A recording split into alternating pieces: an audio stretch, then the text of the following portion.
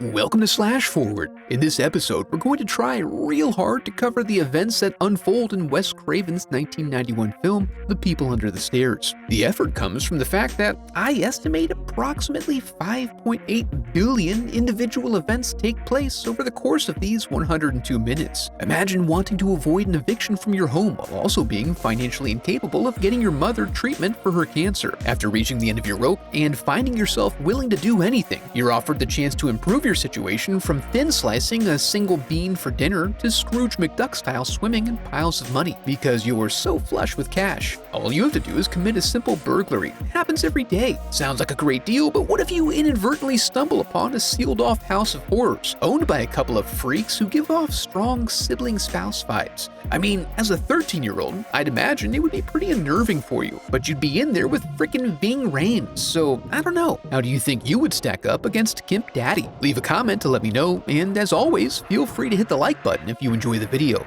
Let's get to it. We open on a voiceover of a tarot reading, and things are really not looking that good. We then transition to the recipient of the reading, Poindexter, aka Fool, attempting to relieve himself of his ignorance and wishing he could do more to help his sick mother. Not to pile on too much, but he's then surprised to find a man in the house, Leroy, his sister Ruby's friend, who then sits him down to inform him that they're scheduled for an eviction tomorrow. You see, they're 3 days late on rent, and the owners are looking for any pretense they can use to bounce them from the property so they can tear it down. Leroy loves to help, but since nothing in life comes easy, he offers Fool the chance to earn the money he needs. We get a little more context around this after transitioning to the landlord and lady, Daddy enjoying his supper of meat and bone, and his trad wife mother, who confirms through commentary that they're looking to build some higher rent condominiums on their various properties. The next morning, as Fool returns to his home in the scummiest slum building on the block, it becomes apparent why Leroy insists to Ruby that bringing her young brother under his employ is his best prospect for making that cheddar, which is what the kids call money. He drives this home by sneeringly remarking not only that their mother's cancer is easily treatable for anyone who has the funds, but that the target of his larcenous desires happens to be the shitbag landlords who own the building. You see, he happened upon a piece of mail at the liquor store they own that had the landlord's home address, and the letter's contents expressed an interest in purchasing the recipient's collection of golden coins. Back at the freak house, Mother dresses Alice, her slave daughter, and does her best to teach some manners. She seems to pass the exam until Mother notices a fork is missing. The nature of their relationship is elucidated when Mommy wonders if she's gonna have to smack a hoe, but Alice gets an assist via the vent from a strange hand.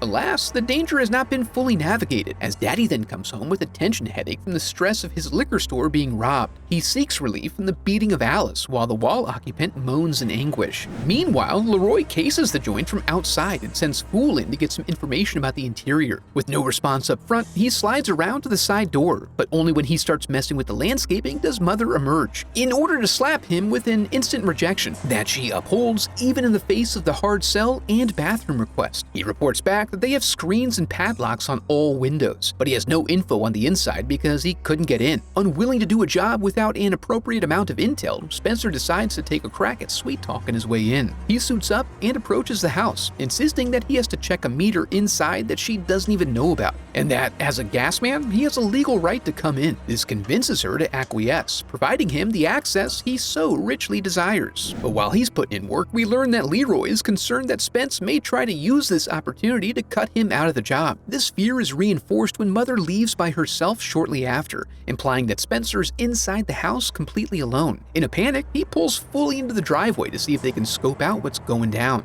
On the way in, Fool has some doubts about committing his first felony, but since he's inside, he's technically already done it. So what difference does it make now? Inside, they find locks everywhere and heavy doors. However, with just a little effort and the appropriate angle, I done busted this house, Cherry. Gross. They are immediately attacked by a dog, and it won't stop no matter how much Fool begs it. They do manage to give the good boy the slip and lock themselves inside for safety. As they get their bearings, a noise from upstairs draws their attention. It's a very tense situation, which is obvious from their acting. So Leroy forges ahead on his own while Fool waits in the living room. However, a curious noise draws Fool to the basement door. He peers through and sees Spencer's clipboard, so he unlocks the door and goes down the stairs, but only until he hears another strange noise. ain't stupid. But apparently he kind of is, because he lets the threat of being deemed a chicken shit, which he only imposes upon himself, compel him to head back into the basement. He takes a look around and mostly finds old building supplies and sporting goods. But then he finds a tube TV that's still working. When a dust plume threatens to aggravate his allergies, he turns to leave and trips over Spencer's dead body. He recognizes that Spencer is gripping a gold coin in his cold dead hand, right before something drags him toward the wall. Fool pulls him back, only to discover that his hand has been munched upon. Then it dawns on him that the TV was there for the entertainment benefit of the people under the stairs, which, as it turns out, is not a metaphor. The mysterious moaner then jumps out to introduce himself, and Fool makes for the door. He's released by Alice, who disappears into the house. Before Fool can pursue her, mother and father return, so he runs upstairs to warn Leroy. When he finds him, he's laying in the hallway, ass to the wind. Turns out he's listening very carefully to a strange sound wafting through the ducts. Fool warns him of the owner's return and Spencer's apparent death by fear, so they run down double quick to confirm they're still barricaded in before trying for the front door, which they find to be humorously electrified. As Prince works on busting his way in, Leroy convinces Fool to stand out as bait so he can beat off the dog. But when he arrives, they learn that Prince doesn't like the tender meat, and when Leroy prairie dogs to see what's happening, he gets clamped down. Fool tries to tug him to safety, reaching the knob and letting the electricity flow through their bodies. They rush back upstairs to hide, and Leroy finds a good spot, but just for him, tells Fool to shove off right before lockdown is initiated and Daddy begins to clear the upstairs. The wall creeper pops out, startling Leroy into the hallway where he is shot many times, satiating the psychopathic couple's bloodlust. Fool creeps out and watches as they tap dance on ya boy's corpse, and when he returns to the hall, he's been gifted sight and led towards safety. Behind the vent, he essentially finds a whole second house with a pathway out. When he emerges in an adjacent hallway, he finds Alice standing meekly in a bathroom they hopefully no longer use. After introductions, Fool discovers she has no knowledge of the outside world because there's no way out of the house.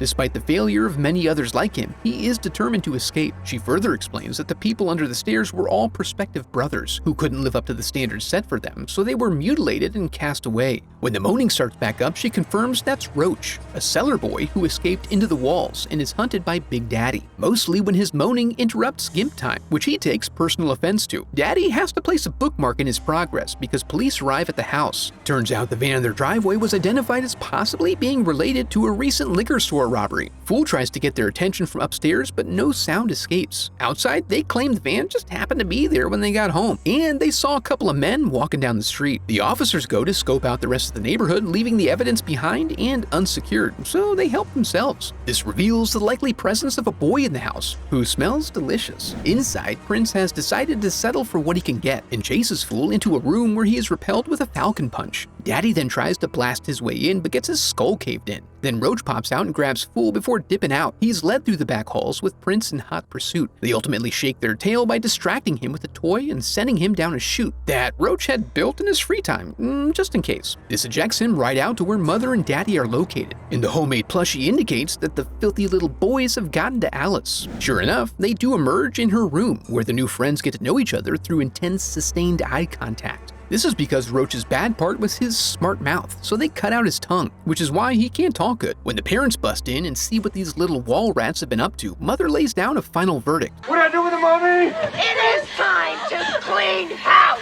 Literally, as they offer Fool a quarter to help them tidy up the place. Then they toss his ass in as Mother supervises Alice as she cleans up the blood, while also losing her damn mind. When she's finished, Alice is put to bed and informed of their intent to kill Fool. Downstairs, we find that Daddy likes it raw, but is also incredibly wasteful. There's still a lot of good meat on that torso. He then sends Fool into the pen before leaving. But in a twist, the people under the stairs turn out to be superstitious ghouls, retreating at the sight of Leroy's apparent rebirth. It turns out it was just Roach fooling on them to facilitate an escape. Once they are safely tucked away inside the furnace, a strange sentence to utter, Fool sees that Roach didn't make it out of their altercation unscathed, and also that he has some of them golden coins. He gives them in exchange for Fool's promise to help get Alice out of here, and then he expires. Since it's bad luck to break a promise to a dead man, Fool begins clawing his way upstairs. Prince's exasperated attempts to get at him distracts Daddy long enough for Fool to pop out in Alice's room and rupture his nutsack before scurrying back into the wall. Daddy attempts to solve this problem by using Roach to warm the house, sending a comforting smoke billowing softly through the ductwork. This prompts the young escapees to bust out, which has to be hell on the HVAC efficiency. Then they make their way through as quietly as possible to try to avoid getting shot. And when they hear Prince coming again, Fool decides it's time to take a stand and gets into an unlikely wrestling match with a dog that's his own size. The noise allows Daddy to locate them and start probing the wall with his bayonet, which eventually finds purchase inside Prince's body. But since that tactic has never worked before, he's too overcome with excitement and dances a little jig for Mama. But she insists on seeing proof with her own eyes, and they lament the results as the kids make it to the attic, the one room in the house with an open window. Fool suggests jumping into the koi pond below. Alice is hesitant, however, and this results in them getting split up when Daddy runs in, forcing Fool's hand and forgetting himself in his zeal by firing off his gun into open air. Back at home, Fool and Ruby get confirmation that the gold is enough for both their rent and their mom's operation, after they trade them in for cash. Then the elder relays some spicy rumors about Mother and Daddy. That brother-sister act you messed with are evil, plain and simple. Brother and sister? Brother and sister. After a bit, Fool takes a moment to make proactive amends with his mother for what he must do next. Step outside to a payphone to call the police and report a case of abuse. But when the police arrive, everything is cleaned up and there aren't even any kids around. Plus, the lovely owners are just so damn charming. After the officers leave, the pair resets the house and goes to get ready for bed. Along the way, Mother expresses concern about the police leaving the back door open so long, risking someone escaping, but not expecting an infiltration. Fool selects himself a nice hefty bludgeon and creeps upstairs, inching toward the sound of evening prayers, but they were goofing on him. Gimp Daddy jumps out and Fool gouges his eyes the way he likes, before blasting Mother's uterus into her throat. They chase him downstairs where he made like he got away, but his intent was never to leave. Instead, he ventures up through the chimney and releases Alice from the inside. He arranges to meet her at the special window. Before leaving, he informs Alice that she has no ties to her parents, as they are siblings who kidnapped her when she was young. She reciprocates by informing Fool that the pond has been drained and there are now bombs wired up all over the joint. Thinking quickly, they head to the roof and work to attract attention, using Daddy's eagerness to harm them as an opportunity to brick him in the face. Then the pair Donkey Kong's Mother, herniating a disc at her C6 on the way down to the basement. Fool tells Alice how to get out from here and circles back to take care of some unfinished business. On her way out, Alice is confronted. Empowered by the truth, she finds her voice and sass-talks her mother. Convinced the boys have despoiled their little girl, Daddy has given the green light to kill them all. As the search begins, they hear someone riling the basement boys. When he goes to check it out, he gets drawn down upon, but manages to hit the stair slide and turn the tables. Mother is distracted by a knock at the door, which she answers to find Ruby there to do an activism. But they're really busy right now. Now Daddy's really gonna do it, for real this time, until the Morlocks blind him with their flashlights. Then there's another knock at the door from someone claiming to be the police, responding to reports of gunfire. But it's those dang activists again, and this time they brought the whole community. Regardless, Mother prepares to bust, but is thwarted when Alice drops in and smashes her face. Downstairs, through some careful maneuvering, the cast-offs use Fool to unlock the coop and then drag him in to provide unexpected protection. While Daddy tends to another head injury, Fool bridges the alarm on the embalming machine to open its door and access the riches inside. Upstairs, they get all separated again so Alice can have a showdown with Mother, and they really work through some stuff. Unfortunately, their closure is thwarted when the folks under the stairs become the folks at approximately stair level. In her panic, Mother rounds a corner and runs right into Alice's knife. She then becomes a victim to her own desire to help these wayward young men. They toss her into the basement, and when Daddy sees that they're not in the pen, he becomes concerned about his stash. He goes to check the vault where Fool engages in a standoff, daring him to make a move. And when he does, he blows him sky high. The money erupts out into the night air, gently floating down to the people as the ghouls wander off into an unknown world, in what could be viewed as a sort of mutant Rumspringa. I have a lot of history with People Under the Stairs, and also a lot of thoughts to sort through. My first experience with this movie occurred during a sleepover with a friend when I was a young lad. His older sister and her friends had rented one of the Faces of Death films along with this one.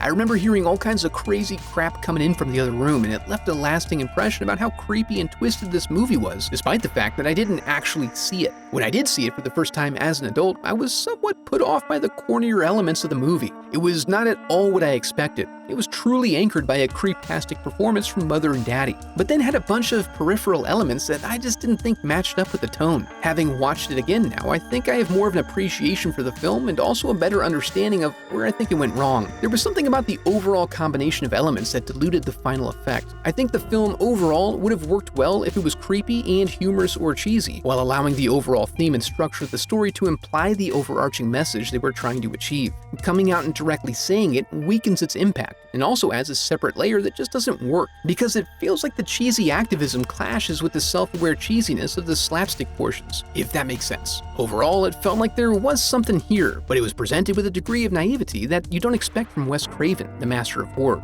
Look, you can see the lights of the ghetto from here. If it had more of a Last House on the Left or The Hills Have Eyes vibe, I think it would have worked much better. It seems like most of my complaints fall under a single broader category, which is that this project overall comes across as unpolished. I'm going to give some examples here, but also want to go into detail about one part in particular. So here are some examples of parts that didn't seem to fit well in terms of how everything was laid out. The music works really well in some areas, but is really grating and out of character in others. The end credit song also really anchors this movie to a particular time period, dating it unnecessarily. The idea that Spencer was scared to death? Why? Leroy laying on the floor and ignoring Fool calling out to him because he was too focused on listening to the vent was just weird. The ending back and forth also strained suspension of disbelief. There were too many pieces set up that had to be addressed to get the characters into position. For instance, there was an entire crowd of people outside but doing nothing to help. They also made a point of showing how Ruby ends up outside and cut off so they can get Alice alone with Mother. But this completely glosses over the fact that Grandpa Booker had been there as well, but then disappeared. There was also some strange but funny ADR included throughout the movie. Yeah, look at her.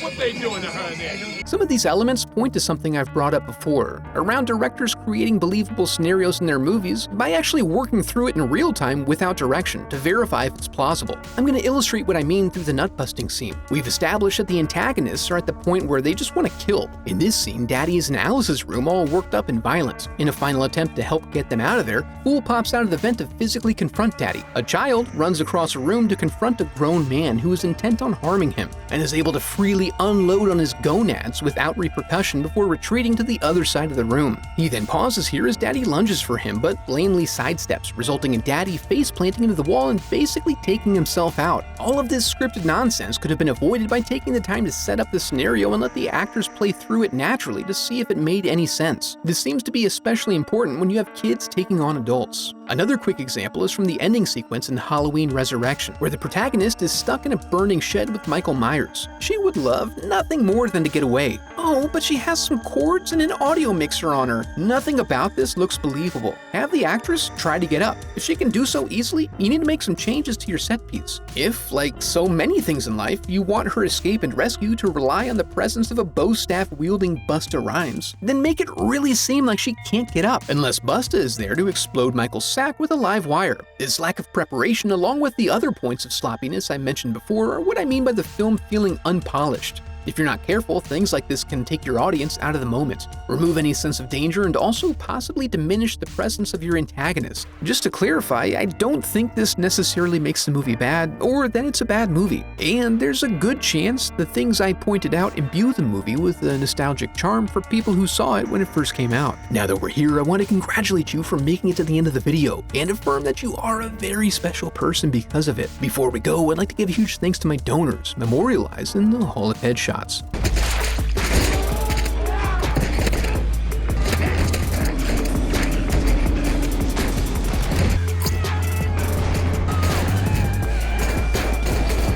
have a website set up where you can support the channel through donations or merch. Any donation unlocks a growing collection of uncensored movie recaps. And if you enjoyed the video, I would love for you to become a part of the channel by subscribing. Thanks for watching.